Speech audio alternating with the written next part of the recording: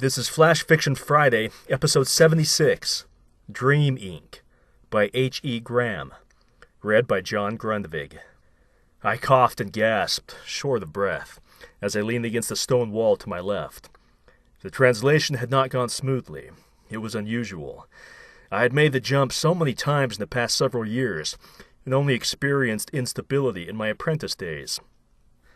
I knew that I was tired from the long week, and usually lazy about following protocol entirely, but I also knew I had long since mastered my technique and calculations. This turbulence was not my fault. "Note," I said, lifting my wrist and quietly speaking into the silver communication bracelet around it. "Ask HQ to send a mechanic to check Transporter Bay for problems." Having regained my breath, I looked around, noting the surroundings: gray stone walls, elaborate tapestries, torchlight, and ceilings that stretched skyward for what seemed like miles. A castle hallway. The hallway was empty with the exception of a broad white horse dressed in shiny armor. I looked at my reflection in the metal plates. I was also armored with dark hair tied in a loose braid at my neck. Female. Joan of Arc. It wasn't the first time I had translated into a historical figure. That was the gamble of the job, and sometimes the most thrilling part of it. You could never be sure what or whom you would render into in order to infiltrate the subject's subconscious. At least as Joan of Arc, I was a kick-ass lady, unlike the slobbery puppy dog and the stuffed teddy bear I had been on my last two jobs. Inspiring a sleeping human in their dreams as a stuffed animal was not an easy task, and this armored badass woman of history was certainly an upgrade. A heavy bang followed by muttered cursing drew my attention away from my reflection with a start. A heavy bang followed by muttered cursing drew my attention away from my reflection with a start. My gaze quickly shifted to a turn in the hallway several feet away as a man stumbled around a corner. He was looking at his right hand, frantically rubbing at his palm with the other. "Watch out!" I warned loudly. His head shot up with surprise, and he came to an abrupt halt moments before he would have walked right into Joan's snowy horse. He yelped, green eyes wide, and took a step backward. "You okay?" I asked, nodding at his hands. "I can't get the ink off," he said in a shaky voice. "Ink?" I stepped closer to him, looking quizzically at his clean hand. He held his hand out toward me. "Can't you see it? It's everywhere!" His hand looked pink from his rubbing, but was otherwise spotless. I reached my armor-decorated hand toward him, intending to get a better look in the torchlight, but he flinched and yanked his hand back forcefully. A rapid trumpet fanfare thundered from somewhere deep down the jagged corridor, and wordlessly the stranger turned and ran towards it, disappearing around the corner. I rushed after him and found myself in a lavish room filled with pews and benches. The seats were crowded with people who were dressed as colorfully and extravagantly as the room itself. They spoke with wild gestures and merry laughter that echoed through the room.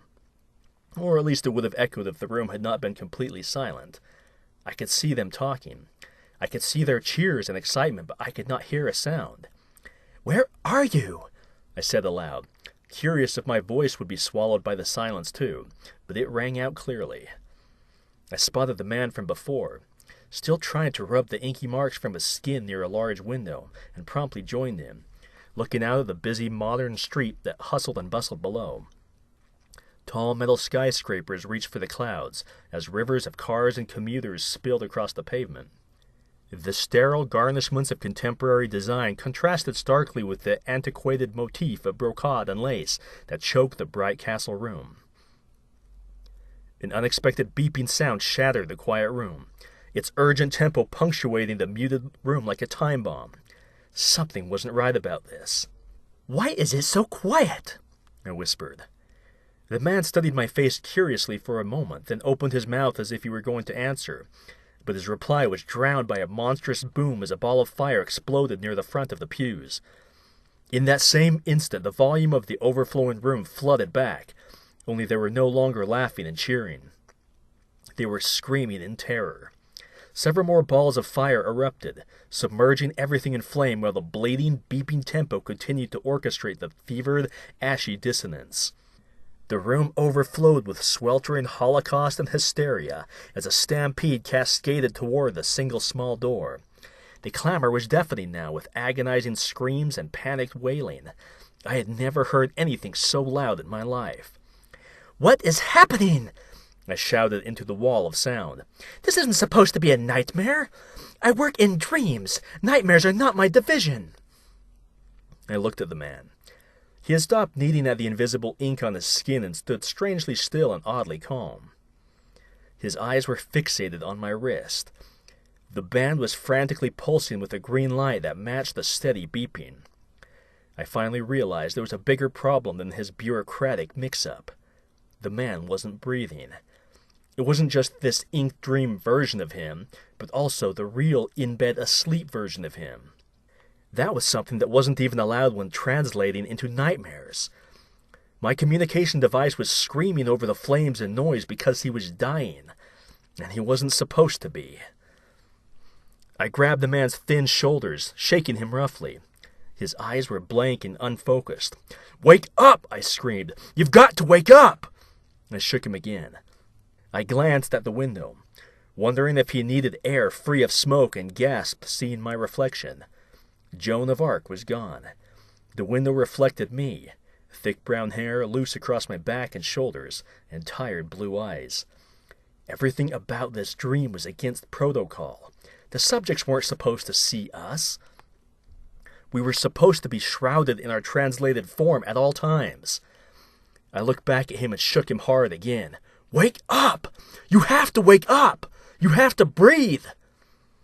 His eyes suddenly focused on me, and he smiled. It was a serene and terrifying smile. Black ink began dripping from the corners of his smile as another bomb detonated, spewing debris around us and into us. Then everything went black. I sat up, choking for air, and found myself sitting on the metal floor of my too-bright transporter bay. My head throbbed and my voice felt raw from smoke and screaming. I rubbed my hand across my forehead as a robotic voice crackled over the intercom in the bay requesting my presence in the main office, a request that sounded more like a threat than an invitation. I struggled to my feet and to the mirror to compose myself. I couldn't show up in command office looking like I had just dragged myself straight out of hell, even if it was possible that I had. I was visibly shaking, replaying the scenes in my mind. The fire and chaos, Joan of Arc, the mix-up. The strange way it had abruptly ended. His scary, inky smile. None of this seemed right. I smoothed my hair and straightened my uniform jacket, trying hard to force my breathing to calm.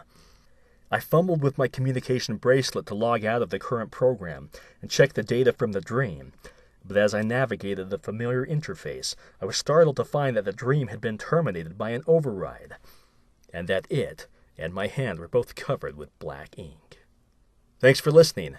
For more information about this author, please visit www.hegrahame.wordpress.com. And if you have a flash fiction story you want read on our podcast, you can submit it online by going to www.immortal-works.com. And please like, rate, and share this episode. It really helps us grow our audience. Like an evil plague.